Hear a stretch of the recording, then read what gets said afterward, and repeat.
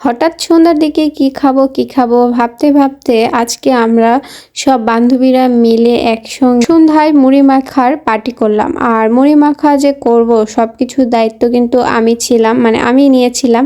আমি নিজের হাতে মুড়ি মাখাবো আর তারা বসে বসে খাবে। যাই হোক, আমার বান্ধবীরাও আমার ভিডিও দেখে, পরে তারা আবার মাইন্ডে নিবে। তো এমনিতেই আমি ইচ্ছে করেই নিজেই মুড়ি মাখছিলাম, তো সবাই মিলে একসঙ্গে খাবো দেখে। তো এখানে আমার বান্ধবীরা আমাকে হেল্প করছিল। সবাই মিলে একসঙ্গে মুড়ি মাখে খাওয়ার মজাটাই আলাদা। যেহেতু এখন আমি রাজশাহীতে আছি আর ফ্যামিলি ছাড়া আছি, বান্ধবীরা সবাই মিলে একসঙ্গে আছি, তাই যে কোনো কিছু করলে সবাই মিলে একসঙ্গে করে অনেক বেশি ভালো লাগে। সবাই একসঙ্গে মিলে কাজ করলে না কাজগুলো অনেক বেশি তাড়াতাড়ি হয়ে যায়। তো এখন শীতের সময়, তাই জন্য শীতের সবজি সবগুলো দিয়েই মুড়ি মাখবো। এখানে গাজর ছিল, শসা ছিল, টমেটো ছিল আর তার সাথে বোট ছিল। তো সবগুলোই এখন আস্তে আস্তে একটা একটা করে আমি নিজের হাতে কাটছিলাম। যদিও বা প্রথম দিকে একটু মোটা মোটা টাইপের হয়েছিল। আসলেই কি আমি তেমন একটা কাটাকাটি করতে পারি বলেন তো? আমি অনেক ট্রাই করছিলাম চিকন করার, বাট যেরকম ভাবে আমরা চিকন করতে চাচ্ছিলাম ওরকম ভাবে হচ্ছিল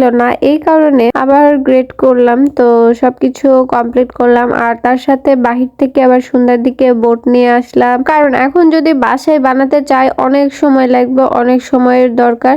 কাঁচামরিচ কিন্তু কাটতে সবাই ভয় পায়। আমার কোনো বান্ধবী কাঁচামরিচে হাত দিবে না, তাদের নাকি হাত জ্বালা করে। তো তাদের যদি হাত জ্বালা পোড়া করে তাহলে আমার কি হবে বলেন তো? যতগুলো কাঁচামরিচ নিয়েছি এখানে, এতগুলো দিয়ে যদি মুড়ি মাখা করি তাহলে কি আর খেতে পারবো বলেন তো?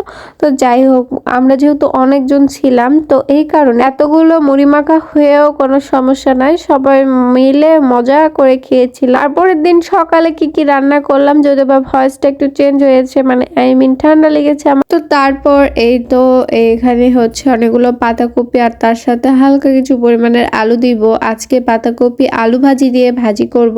দেখা যাক, মানে পাতাকপি আর আলু দুইটা একসাথে মিক্সড করে ভাজি করব, দেখা যাক কেমন স্বাদ লাগে। তো তারপর এখানে পেঁয়াজ আর কাঁচামরিচ সবগুলো সুন্দরভাবে ভেজে নিব।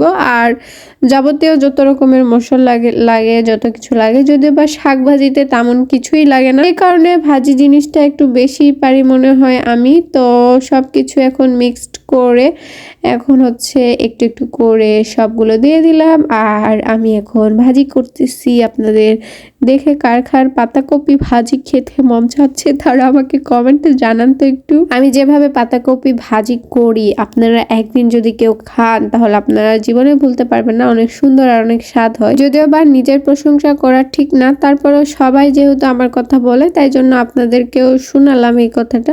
ভালো থাকবেন, ভিডিওটা এত দূর পর্যন্ত। আল্লাহ হাফিজ।